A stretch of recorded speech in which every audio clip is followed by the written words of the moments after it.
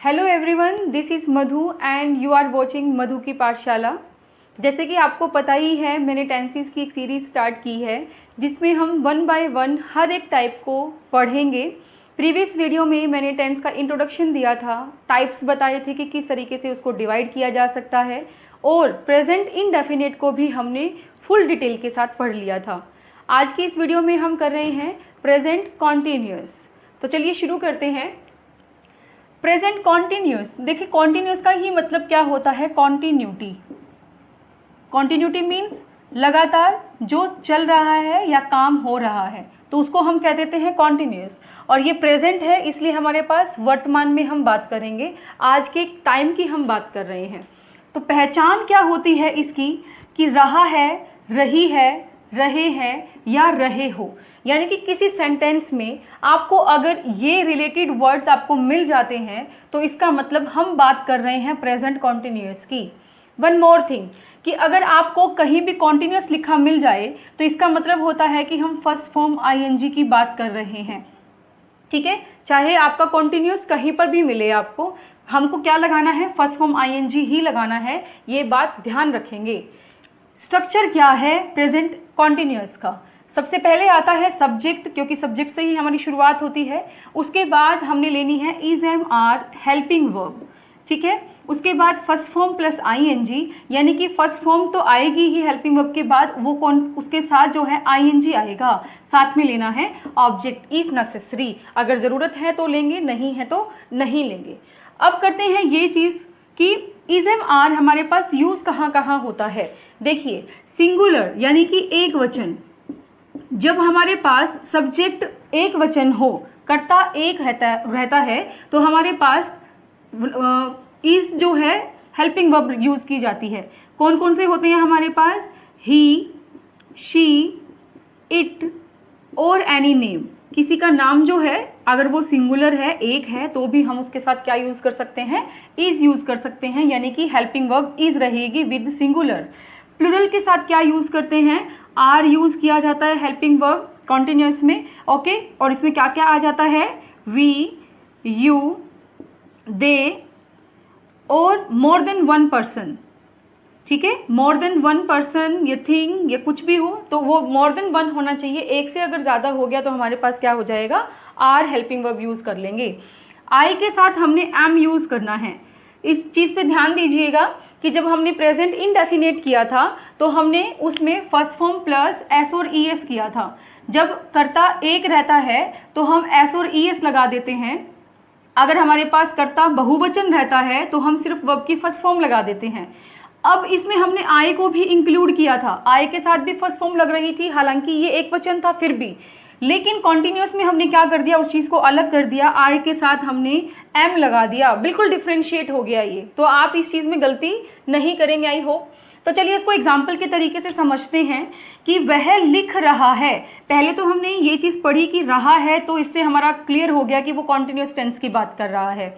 ठीक है, फिर अब इसका स्ट्रक्चर बनाना शुरू करते हैं कि वह का मतलब है ही या शी। अब यहाँ पे रहा है तो इसका मतलब पता लगा कि वो बॉय है, ठीक है, इसलिए हमने क्या कर दिया, ही लगा दिया शी की बजाय।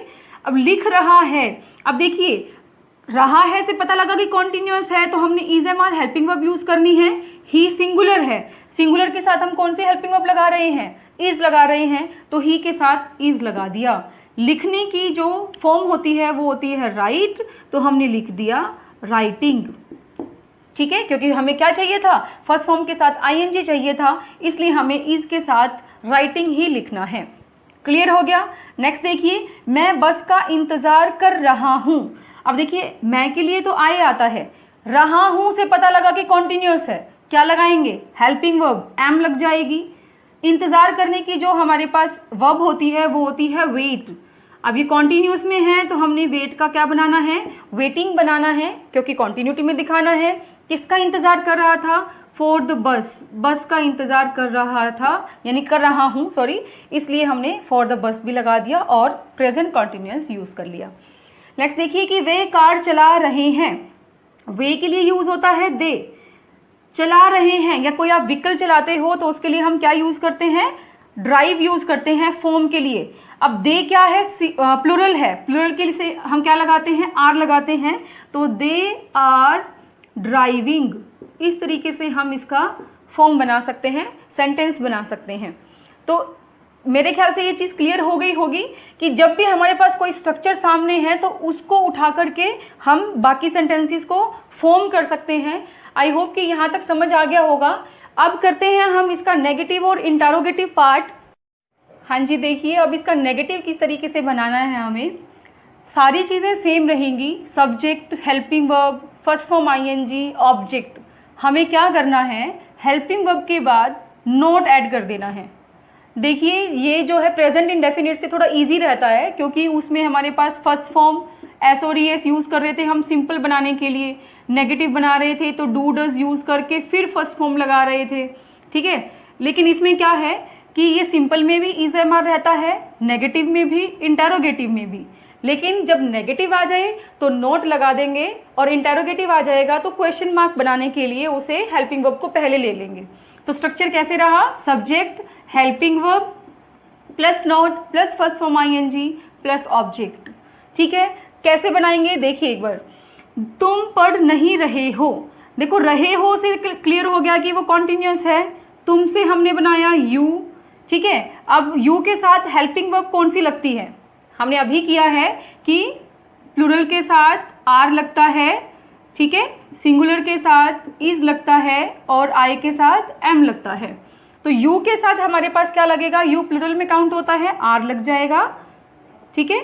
पढ़ नहीं रहे हो तो नॉट हमने नहीं के लिए लगाना है, पढ़ने की जो वर्ब होती है वो होती है रीड, कॉन्टिन्यूटी में है तो आईएनजी लगा देंगे, you are not reading, clear. Next देखिए, वह बाजार नहीं जा रही है, तो लड़की है, वह के लिए शी आ जाएगा, सिंगुलर है इज आ जाएगा, नहीं आ गया नोट लगा दीजिए, और जाने का क्या होता है गो, तो गोइंग, ठीक है, जा रही है गोइंग कर देंगे, कहाँ, टू द मार्केट। इस तरीके से हम सेंटेंस फॉर्मेशन कर सकते हैं अगर हमें रूल पता है तो, ठीक है। अब देखिए यहाँ पे कि ये तो नेगेटिव की बात हो गई, दोनों सेंटेंसेस मैंने नेगेटिव पे बनाए। अब इंटेरोगेटिव पे जब हम बनाएंगे तो किस तरीके से बनाएंगे, जो हमारे पास हेल्पिंग वर्ब है उसको हम सब्जेक्ट से पहले ले जाएंगे। देखिए सबसे पहले हमने हेल्पिंग वर्ब लगानी है, उसके बाद subject, then first form ING, then object and sign of interrogation. This is very important, you have to put sign of interrogation at the last, okay।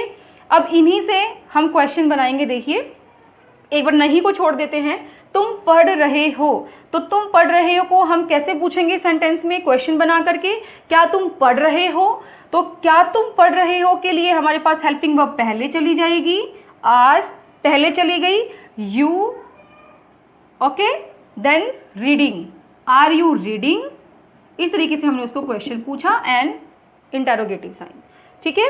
Then वह बाजार जा रही है, एक बार नहीं को मैं हाइड कर रही हूँ, वह बाजार जा रही है, she is going to the market.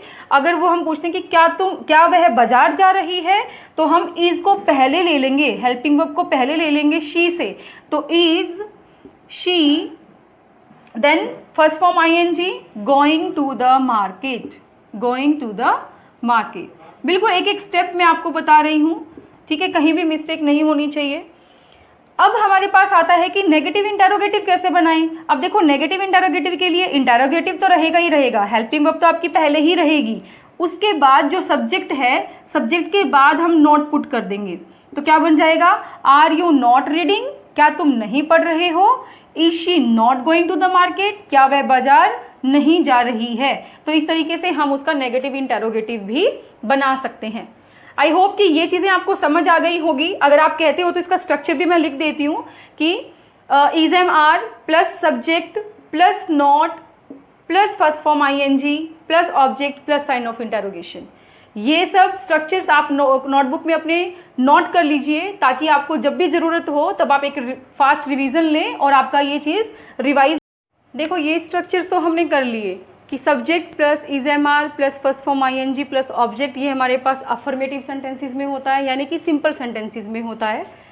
अगर नेगेटिव हमें बनाना हो तो subject is am are plus not हम लगा देंगे, फर्स्ट फॉर्म आईएनजी रहेगा ही, प्लस ऑब्जेक्ट आ जाएगा।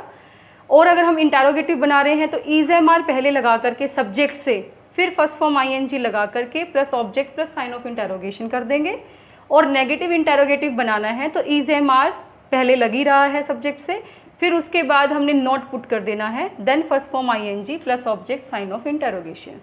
ये 4 स्ट्रक्चर्स तो हमने पढ़ लिए। अब जो हमने इंटेरोगेटिव इसमें किया उसमें हमने क्या पढ़ा कि हमने क्वेश्चन बनाया है। जैसे कि हमने लिखा था कि वह काम कर रही है, क्या वह काम कर रही है, इस तरीके से हमने बनाया था। लेकिन जब हमारे पास क्वेश्चन ही इस तरीके के हों जो W और H फैमिली से स्टार्ट होते हों, यानी कि what, where, why, when, how, इनसे अगर हमारे पास स्टार्ट हो रहे हैं तो हमारे पास स्ट्रक्चर जो है वो कैसे बनेगा वो देखिए। जब हमारे पास WH फैमिली से कोई भी वर्ड आ गया, जैसे वेयर, वाई, हाउ, व्हाट मैंने यहाँ पे लिए हुए हैं, तो उसके बाद हमने हेल्पिंग वर्ब पुट करनी है। और हमारी प्रेजेंट कॉन्टिन्यूस में हेल्पिंग वर्ब क्या है, इज एम आर है, ठीक है। उसके बाद सब्जेक्ट आएगा, सब्जेक्ट कोई भी नाउन हो सकता है, प्लस फर्स्ट फॉर्म ING चलेगा और ऑब्जेक्ट के साथ फिर साइन ऑफ इंटेरोगेशन लगा देंगे। तो ये स्ट्रक्चर जो है वही चीज़। देखिए ध्यान से, मैंने पहले भी बताया था कि जब भी हमारे पास चेंजेस आते हैं वो वर्ब की फर्स्ट फॉर्म से पहले ही आ रहे हैं चेंजेस। चाहे हम नॉट ऐड कर रहे हैं वो भी वर्ब से पहले हो जाता है, इज एम आर को पहले लेके जाना है तो पहले हो जाता है वर्ब से। तो चेंजेस सारे कहाँ आ रहे हैं, वर्ब से पहले ही आ रहे हैं। लेकिन इसमें थोड़ा सा फॉर्मेशन ये चेंज हो जाता है कि WH की जो फैमिली के वर्ड्स होते हैं वो पहले लग जाते हैं, उसके बाद हेल्पिंग वर्ब लगती है। देखो, where are you posting these days, फिलहाल के दिनों में तुम कहाँ जॉब कर रहे हो, यानी कि तुम्हारी पोस्टिंग कहाँ पर है, तो कहाँ जॉब कर रहे हो। तो इसका मतलब क्या हुआ कि वेयर हमने लगाया कहाँ के लिए, क्यों, वेयर का मतलब क्या होता है कहाँ। Is am are helping verb हमने उसके बाद लगानी है, किस पे डिपेंड करेगी, हमारे सब्जेक्ट पे डिपेंड करेगी। तो सब्जेक्ट क्या है, यू के लिए हम क्या लगाते हैं, हमेशा आर लगाते हैं, क्योंकि ये प्लूरल में काउंट होता है, बहुवचन में। उसके बाद first form ING, then these days, जो एडिशनल इन्फॉर्मेशन है वो हमने लगा दिया, साइन ऑफ इंटेरोगेशन हमने उसके लास्ट में पुट कर दिया। बाकी 1-2 सेंटेंसेस और देख लीजिए इसी स्ट्रक्चर से related. Why is the baby crying, बच्चा क्यों रो रहा है, तो वाई हमने लगाया क्यों यूज करने के लिए। उसके बाद हेल्पिंग वर्ब लगाई, हेल्पिंग वर्ब फिर डिपेंड किस पे करेगी, सब्जेक्ट पे। सब्जेक्ट क्या है, द बेबी, ये क्या है, सिंगुलर है, ठीक है, एक वचन है, तो इसके लिए हमने क्या लगाया, इज लगाया। And crying is the verb plus ING, ठीक है, sign of interrogation. How are they managing the project, वे प्रोजेक्ट को कैसे मैनेज कर रहे हैं।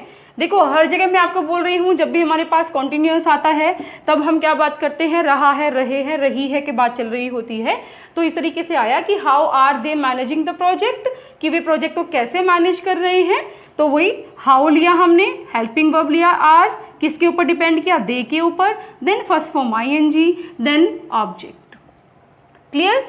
What is she doing now, तो ये आ जाएगा कि what is she doing now. What हमारे पास WH family, is am are, she is the subject, doing is the verb plus ING, now is the adverb, sign of interrogation हमने उसके अंदर पुट कर दिया।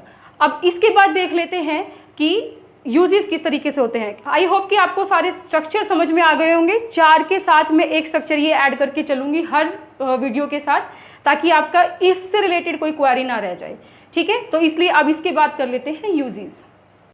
देखिए यूजेस में हमें क्या करना है कि कॉन्टिन्यूटी में कोई चीज़ हो रही है, प्रोग्रेशन में है, तब तो हम प्रेजेंट कॉन्टिन्यूस यूज़ कर ही रहे हैं।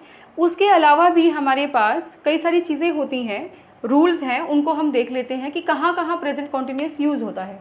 देखिए सबसे पहले तो to indicate an action which is still going on, यानी कि एक ऐसा एक्शन जो अभी भी चल रहा है, लेकिन कब, eight the time of speaking, जब बोल रहे हैं तब। फॉर एग्जाम्पल अभी मैं बोल भी रही हूँ और आपको पढ़ा भी रही हूँ, ठीक है। तो बोलने के टाइम पढ़ा रही हूँ तो you are attending my class, और आप क्या कर रहे हैं, मेरी क्लास अटेंड कर रहे हैं।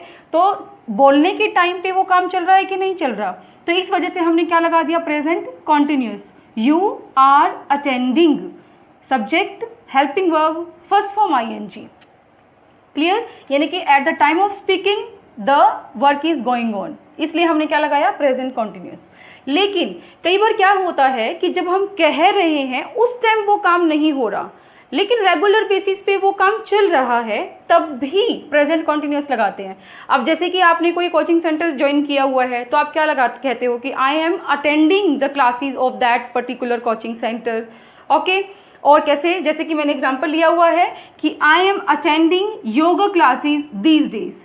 देखो अभी मैं आपको पढ़ा रही हूँ, इस टाइम तो मैं योगा क्लासेस में नहीं गई हुई हूँ ना, तो लेकिन वो कंटिन्यू है, कल गई थी, सुबह जाऊंगी, अगले दिन सुबह जाऊंगी, तो इस तरीके से वो है तो कंटिन्यूटी में ही, लेकिन बोलने के टाइम पे मैं वहाँ मौजूद नहीं हूँ, तब भी हम क्या लगाते हैं, प्रेजेंट कंटिन्यूअस लगाते हैं, I am attending yoga classes these days. ठीक है, means eight the time of speaking, not the time of speaking, तब भी हम क्या करते हैं, प्रेजेंट कंटिन्यूअस लगाते हैं, लेकिन काम चलते रहना चाहिए। थर्ड देखिए कि to refer definite plan in future, हमने फ्यूचर के लिए कुछ प्लान किया हुआ है और वो पक्का है कि हमने वो काम करना ही है, तो उसके लिए भी प्रेजेंट कॉन्टिन्यूस लगाएंगे। She is buying a new watch next month, अगले महीने वो एक नई घड़ी खरीद रही है, तो उसके लिए प्रेजेंट कॉन्टिन्यूस आ गया, she is buying. Okay, next देखिए to indicate progressive change, progressive मतलब कॉन्टिन्यू चेंज किसी चीज में आ रहा है, ठीक है, तो उसके लिए भी हम प्रेजेंट कॉन्टिन्यूस लगाते हैं।